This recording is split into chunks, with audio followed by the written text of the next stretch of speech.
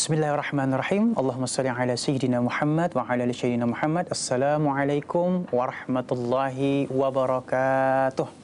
Alhamdulillahirabbil alamin, di hari yang insyaallah penuh dengan ilmu ini kembali lagi kami hadir di dalam khatam Quran, ya. Masya Allah, baca, renungkan dan amalkan. Dan alhamdulillah Ali tidak sendiri, sudah bersama guru kita yang kita sayangi, Syekh Ali Jabir. Assalamualaikum Syekh. Waalaikumsalam warahmatullahi wabarakatuh. Baik, alhamdulillah, tanpa terasa kita masuk ke di hari kedua bulan suci Ramadan. Artinya kita akan coba untuk membaca juz kedua, dan mungkin saya boleh sedikit memberikan informasi tentang inti maksud dari juz kedua ini. Ya. Bismillahirrahmanirrahim. Alhamdulillah, Allahumma salli ala Sayyidina Muhammad wa ala ali Sayyidina Muhammad.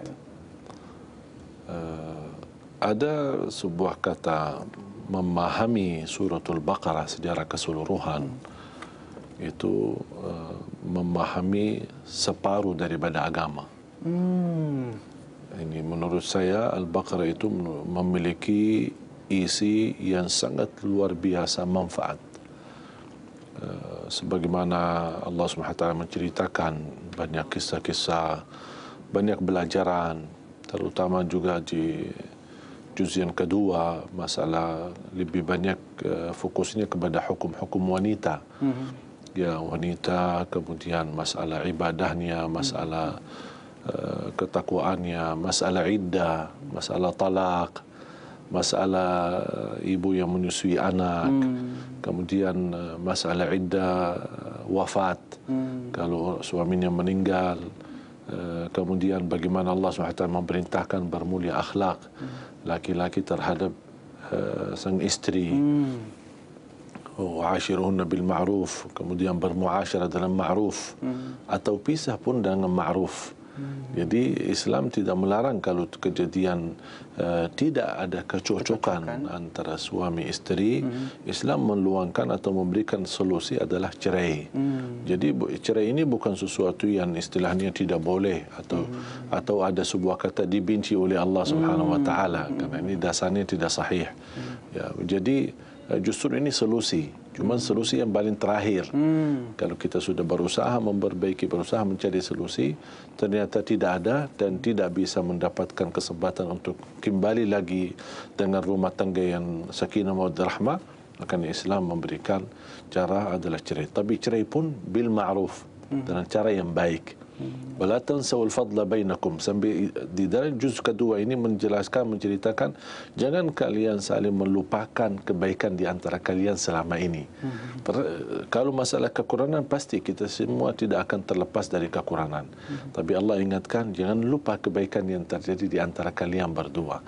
Yalah, hal-hal yang baik, hal-hal yang masih dalam pikiran kita, yang masih nyimpan dalam hati kita. Ya, namanya hal-hal kenang-kenangan lah yang terjadi di antara suami istri. Hal baik-baiknya, ya. Ya, jadi luar biasa juz kedua ini memberikan perhatian yang luar biasa kepada kaum wanita. Hukum-hukumnya yang perlu mereka belajar, yang perlu mereka fahami. Dan Al-Baqarah secara umumnya, secara totalnya itu Rasulullah SAW sudah bersabda, "Alaikum bi surat Al-Baqarah. Fa inna akhdaha barakah wa tarkuha hasrah wala tastati'uha al-batalah." Ambillah suratul Baqarah karena sungguh penuh dengan keberkahan. Berarti barang siapa yang menjaga suratul Baqarah ini akan dia mendapatkan keberkahan yang luar biasa. Wa tarkuha hasrah, barang siapa yang meninggalkan suratul Baqarah ini dia bakal nyesal. Nyesal karena kehilangan keberkahan yang istimewa itu. Wala tastati'uha al-batalah.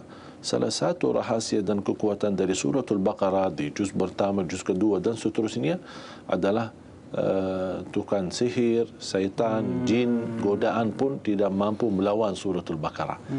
Jadi itu menunjukkan sesuatu kekuatan di suratul Baqarah. Jadi saya dorong jamaah dan mengajak jamaah semua, khususnya kaum wanita, supaya mereka lebih mengetahui tentang kehidupan sehari-harinya, masalah rumah tangga, bagaimana kita saling menjaga, bagaimana kita bisa hidup dengan ma'ruf dan dalam kebaikan. Itulah di juz kedua. Allah SWT memberikan banyak pelajaran. Belum lagi masalah keturunan, masalah anak dan menyusui, dan semua itu ada kaitan dengan hukum-hukum syariah yang khusus untuk kaum wanita. Jadi alhamdulillah suratul Baqarah juz kedua ini sumber belajaran kalau bisa disingkatkan berkata fikih wanita. Ya, jadi fikih wanita yang ingin bisa mengetahui lebih dalam, apalagi digabungkan dengan surah-surah yang lain yang memang ada kaitan dengan hukum-hukum wanita di dalam Islam. Baik, Masya Allah, luar biasa. Masya Allah ya, jadi jangan kemana-mana, tetap bersama kami di Khatam Al-Quran, baca, renungkan, dan amalkan.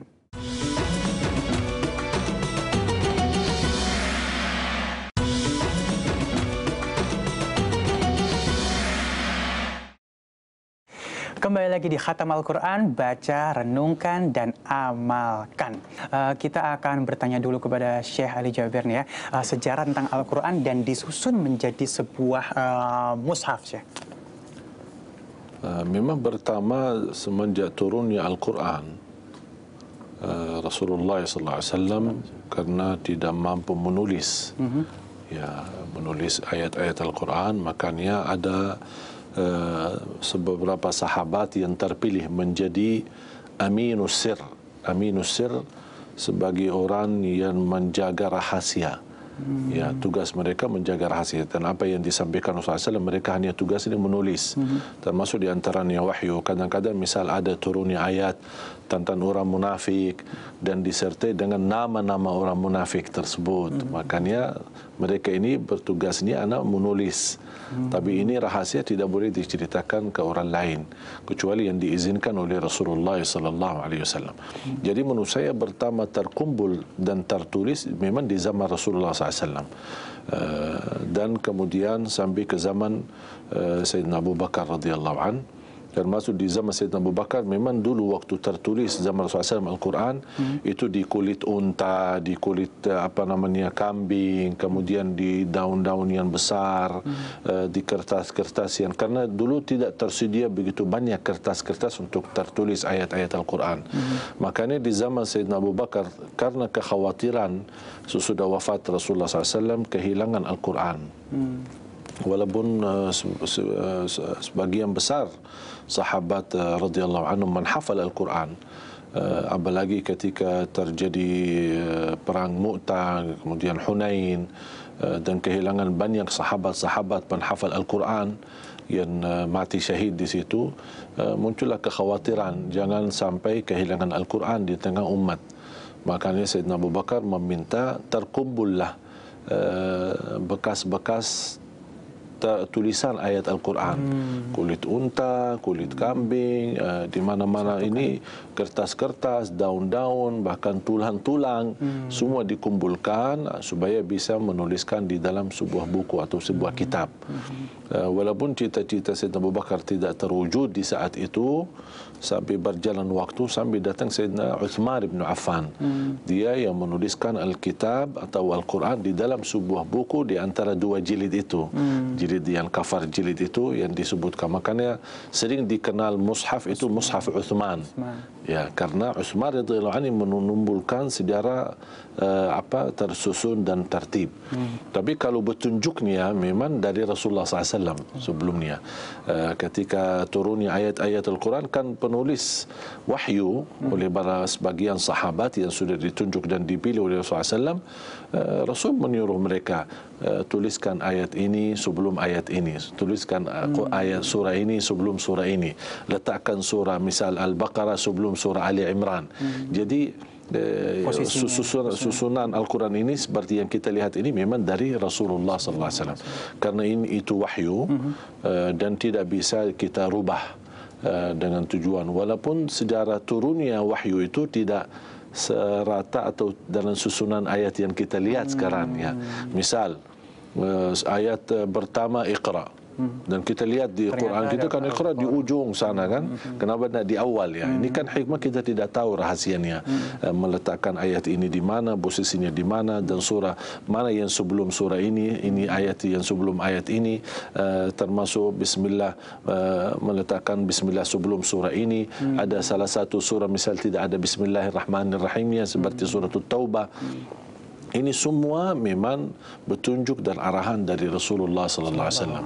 Karena ini Al-Quran kalamullah dan tidak boleh kita berijtihad sendiri. Artinya berijtihad, oh enggak, ayat ini bagusnya sebelum ini, surah ini dah apa belakangan. Ini itu tidak bisa. Karena itu hanya yang berhak menentukan adalah Allah dan Rasulnya sallallahu alaihi wasallam. Karena Rasulullah SAW sebagai utusan Allah, dialah yang berhak sebagai menuntut syariah, menajarkan syariah. Allah Subhanahu wa taala dialah yang menunjukkan.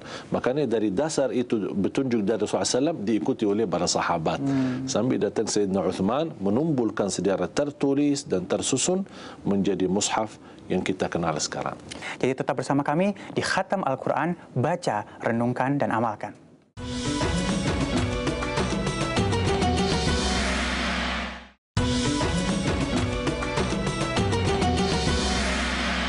Ya, baik, kembali lagi di Khatam Al-Quran, baca, renungkan, dan amalkan.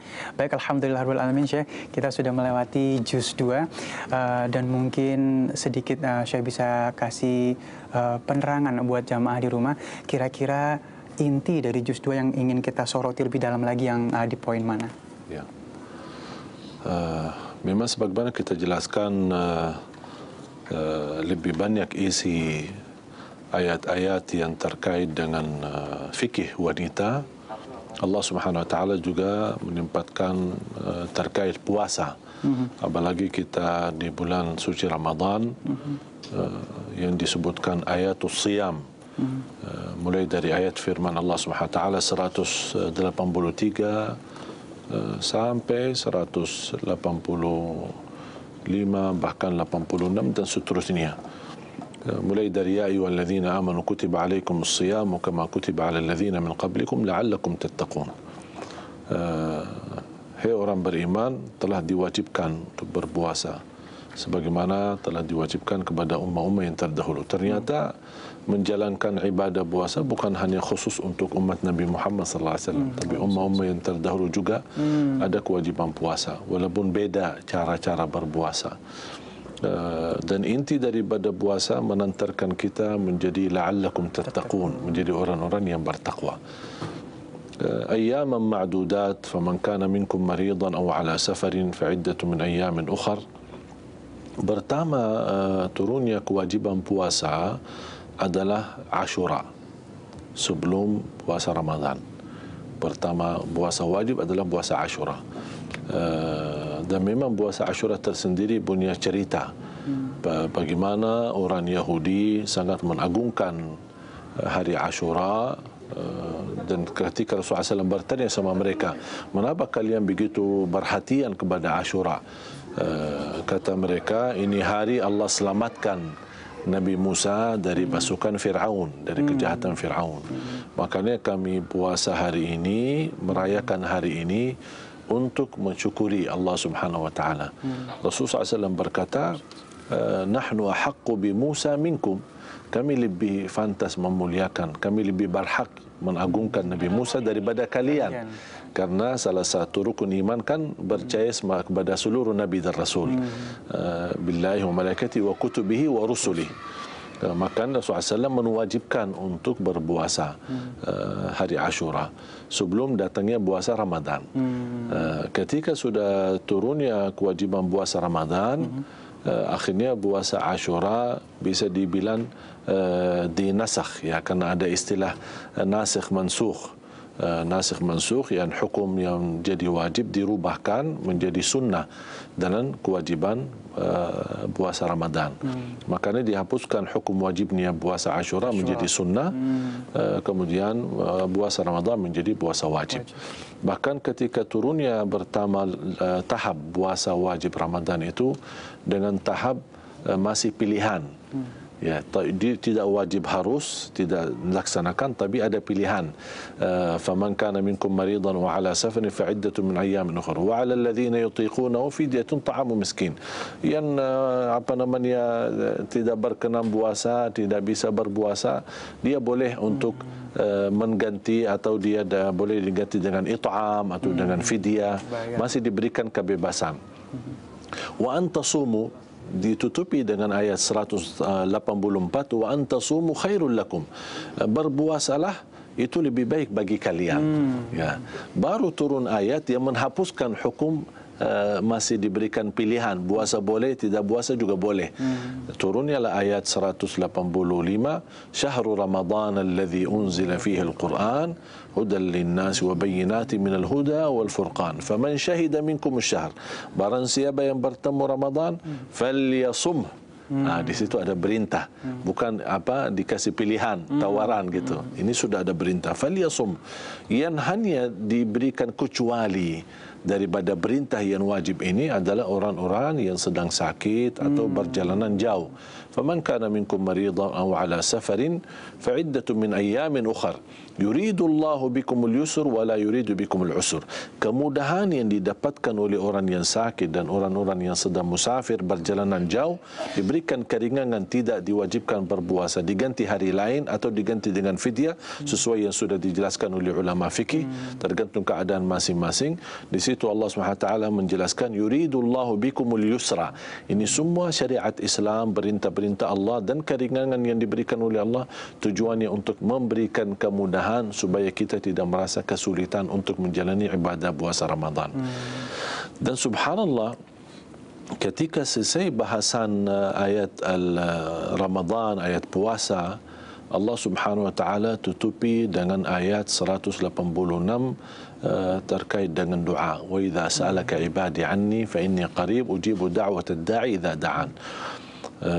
Saya mengambil kesimpulan mengapa ayat ini datangnya sesudah bahasan puasa. Apa hubungan doa dengan puasa? Ya, ternyata salah satu doa yang makbul adalah orang yang sedang berpuasa. Masya Allah. Bahkan Rasulullah sallallahu alaihi wasallam pernah bersabda di hadis yang sahih, da'watul lis-sha'imi la turad 'inda fitrih. Ada satu doa bagi orang yang berpuasa tidak akan ditolak oleh Allah Subhanahu wa taala. Kapan? Ketika dia berbuka puasa. Berarti memang ternyata menyusunkan ayat dengan susunan yang menurut saya sangat sempurna. Dengan habis membahas puasa, Allah SWT bawa bahasan doa. Apalagi Allah sudah menunjukkan orang yang mau berdoa jangan khawatir, jangan takut, tak usah keras-keras suara, aku sangat dekat kata Allah. Fa inni qarib, tinggal kita mau berdoa. Apalagi di Ramadan, apalagi saat kita menjalani ibadah puasa. Berarti menurut saya jaminan diterima dan diijabah doa kita itu sudah luar biasa. Di bulan Ramadan Allah sudah dekat saat kita lagi berpuasa. Jadi baca Quran. Jadi subhanallah, sayang sekali bagi orang hamba yang ketika dia mau membuka puasa, menjalani puasa, tapi dia sibuk hanya melihat menu makanannya apa buat buka puasa. Ya, jadi tidak memperhatikan doanya. Padahal di situ walaupun hanya 1 menit, 2 menit menjalan maghrib, kita ini kesempatan sangat luar biasa, doa kita makbul di sisi Allah Subhanahu wa taala. Dan itulah sebabnya di juz kedua ini habis membahas fikih wanita, diberikan kesempatan bagi laki-laki dan wanita bersama-sama untuk memperjuangkan ibadah puasa Ramadan selain puasa-puasa sunnah juga. Karena puasa sunnah selain bulan Ramadan ini atau sesudah habis bulan Ramadan, sebagaimana Rasulullah SAW bersabda, afdalus siyami ba'da Ramadan siyamu syahrillahi al-muharram. Sebaik-baik puasa sesudah puasa bulan Ramadan adalah puasa Muharram, bulan Muharram. Dan juga sebutkan sebaik-baik salat sesudah salat fardu adalah salat malam. Berarti ini di bulan Ramadan ini kesempatan luar biasa untuk kita salat malam. Yang sudah sepanjang tahun malasnya salat malam, merasa capek salat malam, inilah kalaupun tidak bisa sendirian karena malas-malasan, alhamdulillah diberikan kesempatan bisa berjamaah tarawih. Ada juga di 10 akhir kita bisa berkesempatan i'tikaf bersama-sama atau salat tahajud bersama. Dan ini semua kesempatan diberikan oleh Allah Subhanahu wa taala luang untuk kita membersihkan diri kita. Sepanjang tahun tidak jauh dari dosa maksiat, dosa mata, dosa telinga, dosa lidah, dosa ucapan, dosa perbuatan. Alhamdulillah datangnya bulan Ramadan ini membakar semua dosa. Makanya salah satu nama atau arti daripada nama Ramadan sendiri yang Allah sebutkan di juz yang kedua, syahrul Ramadan alladzi unzila fihi al-Quran, arti daripada Ramadan diambil kata Ramadan dari ramda. Apa itu ramda? Badan pasir di musim panas. Badan pasir semakin panas, pasirnya itu disebutkan ramda. Jadi kalau panas, kalau orang misal kalau Mas Ali sendiri ke padang pasir di musim panas, kira-kira tambah hitam atau putih? Tambah hitam pasti. Iya, berarti itu namanya kalau badan pasir yang begitu panas mampu membakar kulit kita, Ramadan pula mampu membakar dosa-dosa kita. Akbar, Masya Jadi coba subhanallah kaitan termasuk makna daripada Ramadan sendiri, susunan ayat-ayat Al-Quran dari juz pertama, juz kedua dan seterusnya luar biasa, begitu luar biasa sempurna. Tinggal kita sebagai manusia beriman kepada Allah dan percaya Al-Quran ini adalah kitabullah yang suci, yang sempurna, yang menjadi budiman dalam kehidupan kita. Tinggal hanya kita renungkan dan hayati, belajari dan mengamalkan. Baik, Masya Allah. Intinya jangan sampai kita sia-siakan di bulan suci Ramadan ini ya. Perbanyak ibadah sebanyak-banyaknya. Insya Allah kita nanti di akhir akan menjadi manusia yang fitrah atau manusia yang terlahir kembali dengan bersih. Baik, alhamdulillah bil alamin. Syekh, saat ini sudah ada kiriman video. Ini dari Roseis My Name ya. Roseis My Name. Mungkin ini nama samaran ya. Beliau punya pertanyaan untuk Syekh. Silakan. Assalamualaikum warahmatullahi wabarakatuh. Saya Rosma dari Jogja. Saya ada pertanyaan, Syekh. Bagaimana kalau saya ada hutang puasa beberapa tahun lalu, tetapi saya lupa jumlah berapa hari hutang tersebut. Itu bagaimana, Syekh? Saya harus membayar hutang tersebut. Mohon penjelasannya. Terima kasih, Syekh. Assalamualaikum warahmatullahi wabarakatuh. Ya, baik, luar biasa. Ini pertanyaan yang baik tentang hutang puasa. Tapi sabar dulu, kita akan jawab sesaat lagi. Tetap bersama kami di Khatam Al-Quran, baca, renungkan, dan amalkan.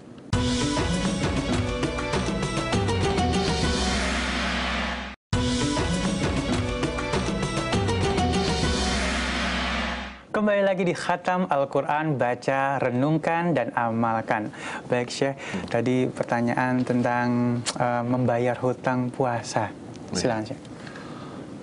Ya, memang membayar hutang wajib. Apalagi yang tertinggal adalah puasa Ramadan.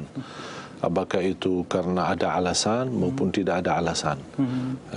Dan memang bebannya bagi orang yang lupa, bisa jadi karena dia malas atau karena dia sakit terus tapi kebablasan. Jadi sakit cuma sehari tapi kebablasan 10 hari tidak. Iya, jadi merasa terlalu enak. Di ulama sudah menjelaskan kalau sudah misal tertinggal puasa-puasa wajib di Ramadan dan sepanjang tahun kita belum melunasi hutang itu sampai masuk Ramadan yang baru. Tetap kita habis Ramadan yang baru ini, kita tetap wajib qada Ramadan dari tahun yang kemarin. Kita wajib bayar, wajib qada, tapi plus kafarah, ada bayar fidyah. Mengapa ada dua? Karena bayar fidyah alasannya tertunda puasa yang hutang kita. Hutang kita tertunda. Dan tertunda ya alasannya malas, baki uzur atau tidak baki uzur, apapun alasannya tetap membayar fidyah. Berarti bagi orang yang merasakan lupa jumlah hutangnya, dia kata ulama itu bukan uzur atau alasan untuk tidak membayar hutang. Tetap bayar hutang, tapi ini kembali diperkirakan. Diperkirakan. Misal saya rasa ada 3 kali Ramadan lalu, namanya masa jahiliyah, mungkin masa kuliah atau masa sekolah, saya banyak tertinggal puasa. Kalau dia bisa meyakinkan ternyata penuh bulan puasa saya tidak berpuasa, berarti dia ganti 30 hari. Kalau yang tertinggal 29 hari, berarti dia ganti 29 hari. Tetap bisa membayarkan dan plus kena bayar fidyah. Bayar fidyah ya kurang lebih kalau kita menghitungkan seperti zakat beras, zakat fitrah beras, ya, kurang lebih ya 2,5 kilo kita keluarkan beras, atau kita beli bok nasi yang cukup buat makan kepada orang miskin, itu sudah mencukupi bayar fidyah. Ya, baik, Masya Allah ya, cukup jelas ya. Jadi tetap terhitung utang dan memang kita wajib untuk membayarnya. Baik, sekarang kita akan sikapi di sini, kita akan masuk ke dalam store bacaan ya. Dan sudah ada sahabat kita yang akan store bacaan nih ya. Jadi nanti kita akan menyikapi kira-kira tajwidnya atau makhrajul hurufnya. Baik, silakan. A'udzu billahi minasy syaithanir rajim. Bismillahirrahmanirrahim. Ya ayyuhalladzina amanu ista'inu bis-sabri was-salah. Innallaha ma'as sabirin.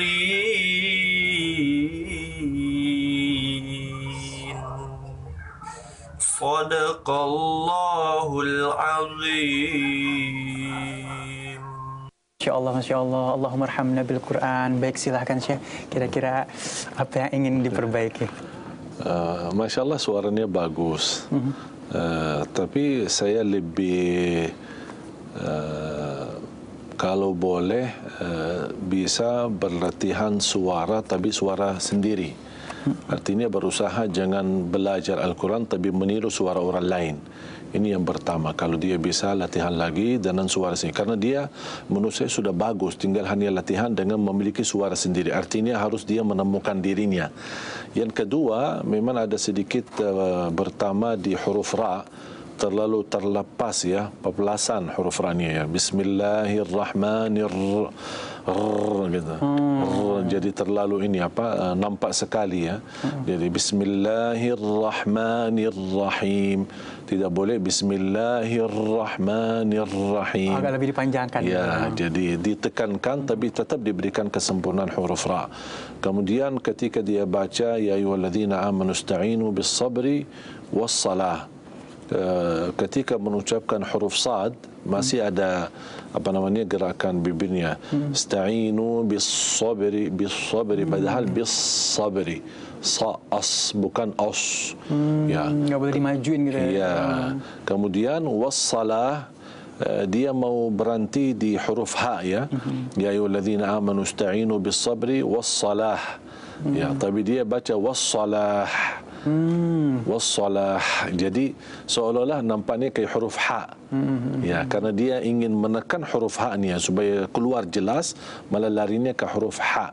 Jadi wassalah gitu. Ya, sama orang-orang ketika azan hayya 'alas salah. Iya, dilepas ya. Jadi dia ingin mengeluarkan angin yang banyak supaya ha-nya benar-benar jelas, malah akhirnya larinya ke huruf ha. Ya, ini sering terjadi ya. Makanya dia harus diperhatikan wassalah. Jadi wassalah dan tidak perlu wassalah gitu. Biasa aja wassalah. Ini memberikan haknya ha. Dan insya-Allah cukup sebenarnya. Selain itu cukup bagus. Mudah-mudahan dia semangat untuk terus belajar dan terus menghafal insya-Allah 30 juz. Masya Allah, amin ya rabbal alamin. Baik, terima kasih yang sudah berpartisipasi di acara ini. Insya Allah kami punya hadiah Al-Quran dan semoga bisa bermanfaat Al-Quran ini ya. Dan tanpa terasa kita sudah sampai di penghujung acara pada kesempatan kali ini. Pemirsa di rumah, insya Allah esok kita akan membahas atau membaca juz ketiga. Jadi terus bersama kami dan besok kita akan hadir kembali untuk jamaah di rumah. Saatnya saya Alizana untuk undur diri, Syekh Ali Jabir untuk undur diri. Saksikan terus Khatam Al-Quran, baca, renungkan, dan amalkan.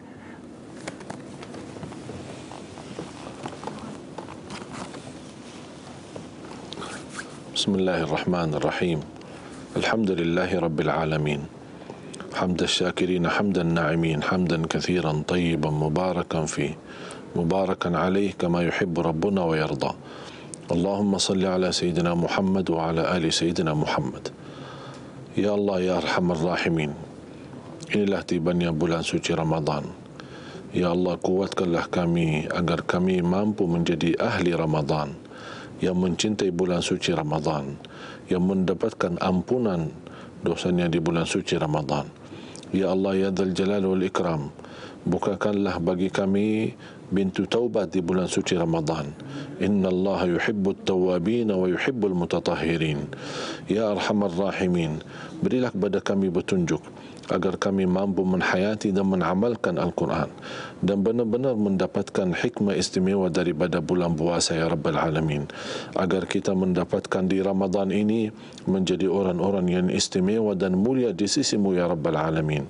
Ampuni dosa kami, ampuni kedua orang tua kami, ampuni saudara kami muslimin muslimat, mukminin mukminat, al-ahya'i minhum wal amwat. Rabbana آتنا في الدنيا حسنة وفي الآخرة حسنة وقنا عذاب النار.